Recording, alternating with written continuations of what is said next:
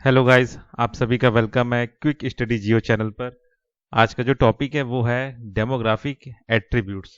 ठीक है, तो ये है आपका पॉपुलेशन एंड सेटलमेंट ज्योग्राफी, उसके अंदर का ये टॉपिक है ना। पेपर वन का जो आपका ज्योग्राफी ऑप्शनल है उसके अंदर का है ना। तो चलिए इसको समझते हैं ये क्या चीज़ है। डेमोग्राफिक एट्रीब्यूट्स, ठीक है, तो डेमोग्राफिक एट्रीब्यूट्स के होता क्या होता है इसको समझते हैं।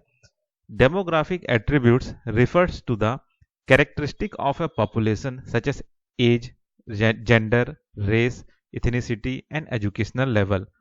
The study of demographic attributes is an essential tool for understanding population dynamics and social trends. ठीक है, डेमोग्राफिक एट्रीब्यूट्स में होता यह है कि जो पॉपुलेशन है, ठीक है, वो पॉपुलेशन का जो एज है वो अभी क्या है, मतलब कि वो जो पॉपुलेशन है उसका वो मतलब ज़्यादातर पॉपुलेशन युवा है कि बुजुर्ग है। ठीक है, तो वो एज एक है, मतलब आपका पहला एट्रीब्यूट्स है।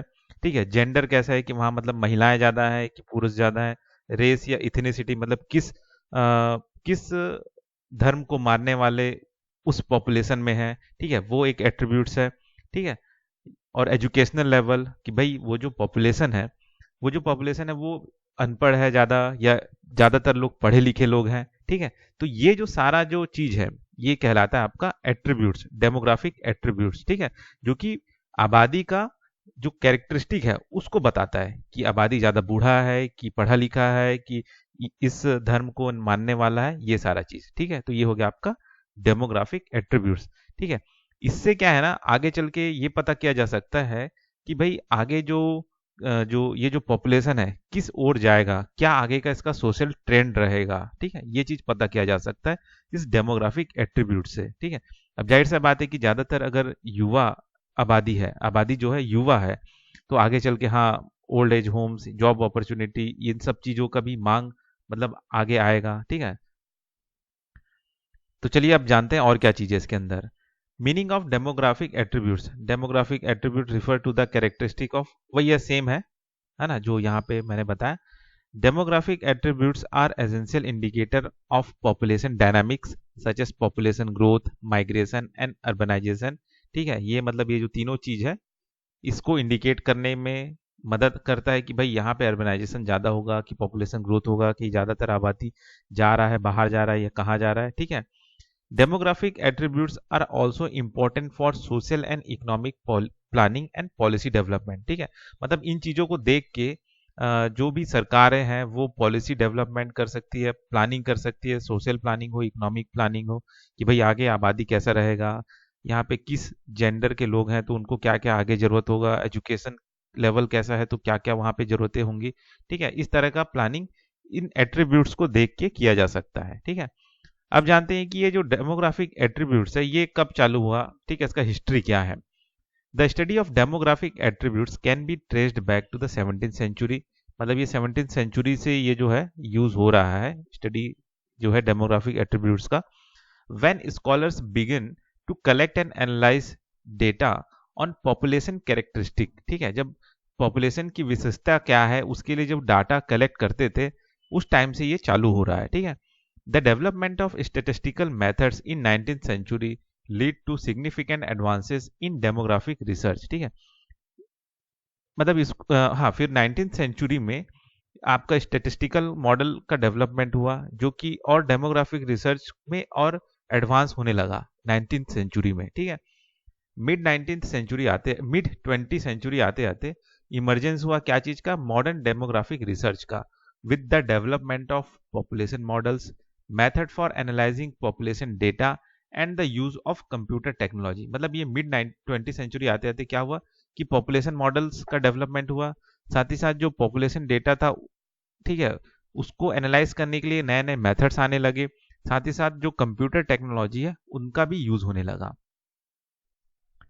अब जानते हैं कि ये जो डेमोग्राफिक एट्रीब्यूट्स है वो क्या है, उनके टाइप्स क्या है। ठीक है, तो जो डेमोग्राफिक एट्रीब्यूट्स है वो क्लासिफाइड है सेवरल टाइप्स में, जिनमें क्या क्या इंक्लूड है। ठीक है, पहला एट्रीब्यूट्स है आपका एज, दूसरा है जेंडर, फिर रेस, इथनिसिटी और एजुकेशन। ठीक है, तो एज को जानते हैं।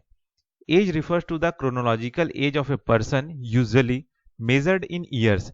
As is an essential demographic attributes as it influences population growth, mortality and morbidity rate। मतलब ये जो एज है ना, कि वहाँ का जो ज़्यादातर आबादी है वो किस मतलब एवरेज में है, क्या एज है ज़्यादातर लोगों का, उसके आधार पे वहाँ पे पॉपुलेशन ग्रोथ आगे होगा या गिर रहा है ये पता किया जा सकता है। ठीक है, मॉर्टिलिटी रेट वहाँ पे कैसा है ये भी पता किया जा सकता है, मॉर्बिडिटी रेट वहाँ क्या है वो पता किया जा सकता है कि आगे वो बढ़ेगा कि कम होगा। ठीक है, दूसरा डेमोग्राफिक एट्रीब्यूट है वो है आपका gender. Gender refers to the social and cultural role and expectation associated with being male and female. Gender is an essential demographic attribute as it influences social and economic opportunities and access to health care and education। मतलब ये कहा जा रहा है कि ये जो gender वाला जो डेमोग्राफिक जो एट्रीब्यूट्स है, इसके जरिए हम ये पता कर सकते हैं कि वहाँ का जो जो सोशल और कल्चरल रोल क्या है। ठीक है, वहाँ का जो समाज है, जो कल्चर है, वो क्या एक्सपेक्ट करता है मेल से या फीमेल से। ठीक है, साथ ही साथ ये जो जेंडर है ये एक एसेंशियल रोल अदा करता है डेमोग्राफिक एट्रीब्यूट्स में। क्या चीज को लेके, मतलब क्या चीज को प्रभावित करता है ये, सोशल और इकोनॉमिक अपॉर्चुनिटी। ठीक है, कि भाई वहाँ पे जो मेल है या फीमेल है उनको बराबर हेल्थ केयर फैसिलिटी मिल रहा है कि नहीं, एक्सेस मिल रहा है कि नहीं, एजुकेशन एक्सेस हो रहा है कि नहीं। ठीक है, ये चीज है आपका जेंडर वाला डेमोग्राफिक एट्रीब्यूट। ठीक है, फिर तीसरा है आपका race and ethnicity. Race refers to the physical characteristic of a person such as skin color, while ethnicity refers to the cultural and social characteristics such as language and religion. Race and ethnicity are essential demographic attributes as they influence social and economic opportunity and can lead to disparities in healthcare and education। ठीक है, अब race और ethnicity में मतलब क्या कह रहा है डेमोग्राफिक एट्रीब्यूट्स, कि भाई वो जो आबादी है, पॉपुलेशन है, वहाँ पे किस कलर के लोग रह रहे हैं। ठीक है, किस रेस के लोग रह रहे हैं। ठीक है, इथनिसिटी जो है वो दिखाता है कि वहाँ पे किस कल्चर को मानने वाले, कौन सा लैंग्वेज बोलने वाले, किस रिलीजन को मानने वाले लोग रह रहे हैं। ठीक है, और ये जो चीज है ये इन्फ्लुएंस करता है किन चीजों को, सोशल और इकोनॉमिक अपॉर्चुनिटीज को, जो कि एक तरह से डिस्पैरिटीज इन हेल्थ केयर और एजुकेशन को बढ़ावा देता है। ठीक है, कैन लीड टू डिस्पैरिटीज, ठीक है, in health care and education. तीसरा है आपका education. Education refers to the level of formal education attend by a person. Education is an essential demographic attributes as it influences social and economic opportunity and is a predictor of future income and employment prospects। ठीक है, मतलब ये जो attributes है demographic attribute जिसमें education को देखा जा रहा है, ठीक है, वो क्या है कि भाई वहाँ का जो आबादी है वो कितना पढ़ा लिखा है। अगर पढ़ा लिखा है तो आगे चल के हाँ फ्यूचर में कितना इनकम होगा, एम्प्लॉयमेंट जनरेट होगा या जनरेट करना पड़ेगा, ये सब चीज उससे पता चलता है। ठीक है, एजुकेशन से। अब जानते हैं ये जो एग्जाम्पल है डेमोग्राफिक एट्रीब्यूट्स के, उसको देखते हैं क्या क्या एग्जाम्पल है। जैसे एज को लेके क्या एग्जाम्पल है, the median age in Japan is 47 years, one of the highest in the world. मतलब जो औसतन उम्र है जापान में रहने वाले लोगों का वो 47 है। देखा जाए तो 47 कहीं ना कहीं बुढ़ापे की ओर जा रहा है। मतलब आगे यहाँ के ज्यादातर आबादी के लोगों को मतलब ओल्ड एज होम या बूढ़े लोगों को संभालने का ज्यादा इन पे बर्डन रहेगा। ठीक है, while the median age in the India is 27 year, one of the lowest. ठीक है, मतलब इंडिया में जो औसतन उम्र है वो 27 साल है, जो कि बहुत अच्छा है, जो कि सबसे कम है दुनिया में। मतलब यहाँ पे आबादी ज्यादातर युवा है। अब युवा आबादी है तो अपॉर्चुनिटी तो है, लेकिन प्रॉब्लम यह है कि यहाँ पे रोजगार भी इनको बहुत चाहिए।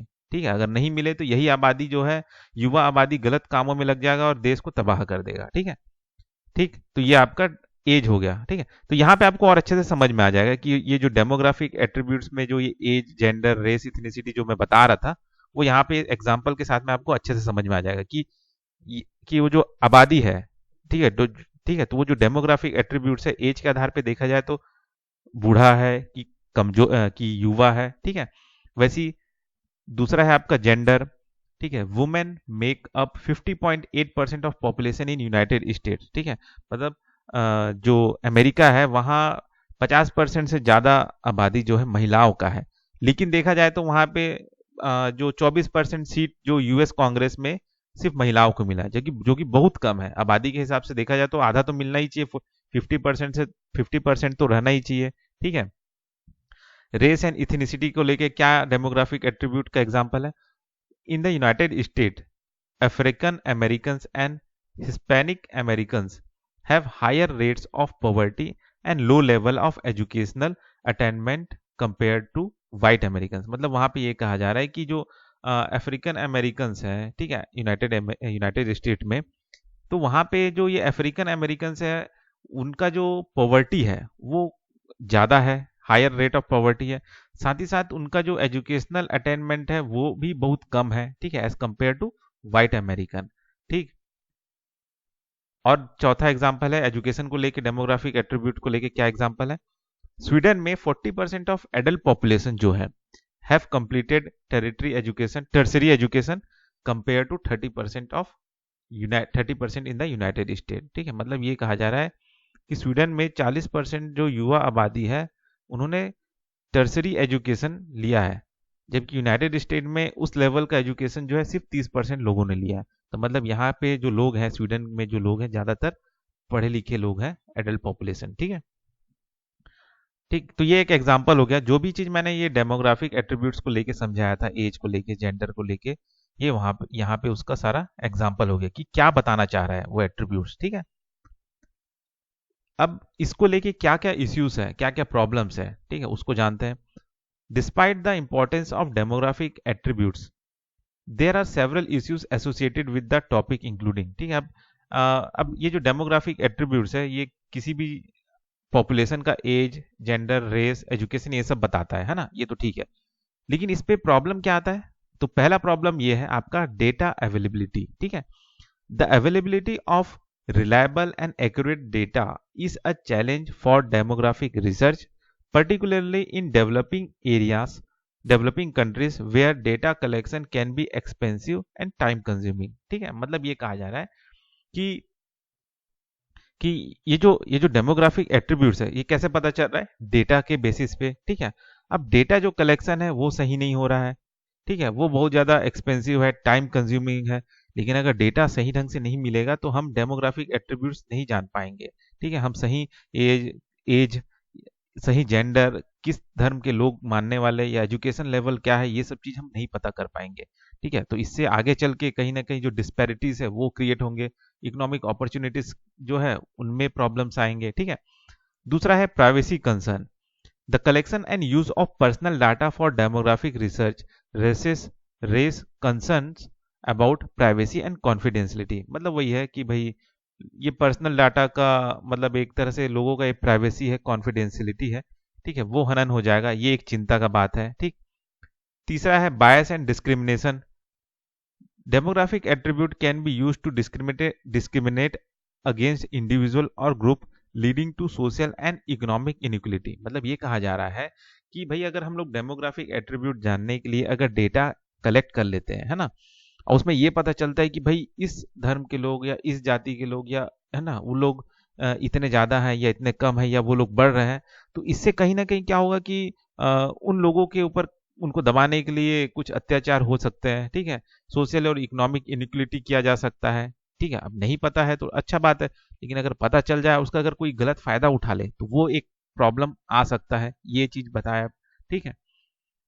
चौथा है ageing population. The ageing population The aging of the population in many developed countries is a concern as it can lead to labor shortage, a decline in economic growth and increased demand for healthcare and social service। ठीक है। तो ये जो demographic attributes में जो सबसे चौथा problem ये है कि एजिंग पॉपुलेशन। ये जो एजिंग पॉपुलेशन है ये सबसे बड़ा प्रॉब्लम है डेवलप्ड कंट्रीज का। ठीक है। क्यों? क्योंकि जाहिर सा बात है वहाँ ज्यादातर आबादी जो है बूढ़े हो रहे हैं, नया आबादी अभी है नहीं, युवा लोग वहाँ कम है, तो जाहिर सा बात है वहाँ पे लेबर शॉर्टेज होगा। ठीक है। इकोनॉमिक ग्रोथ में वहाँ पे डिक्लाइन होगा। साथ ही साथ बूढ़े लोग जब ज्यादा होंगे तो क्या होगा कि हेल्थ केयर का जो डिमांड है वो बढ़ने लगेगा। ठीक है। सोशल सर्विस एक्ट का जो डिमांड है वो भी ज्यादा बढ़ने लगेगा। तो ये सारे जो है प्रॉब्लम्स आने लगते हैं। डिस्पैरिटीज, क्या डिस्पैरिटीज हो सकते हैं, ठीक है। Demographic attribute can lead to disparities in social and economic opportunities such as access to health care, education and employment. Disparities मतलब वही भेदभाव होगा। भाई अगर पता चल जाए कि इस प्रजाति मतलब इस तरह के लोग यहाँ पे हैं, या इतने हैं, या इस एज के, या इस एजुकेशन के, या इस रेस के, या इस इथनिसिटी के लोग हैं, तो कहीं ना कहीं जो एक तरह से भेदभाव होता है एजुकेशन को लेके, हेल्थ केयर को लेके, एम्प्लॉयमेंट को लेके, ठीक है, तो ये चीज कहा जा रहा है, ठीक। तो ये बस है ना, तो इस टॉपिक में बस इतना ही। तो ये हो गया आपका टॉपिक, कौन सा टॉपिक था ये, डेमोग्राफिक एट्रीब्यूट्स, ठीक है। तो इस वीडियो में बस इतना ही, फिर मिलते हैं नेक्स्ट वीडियो में।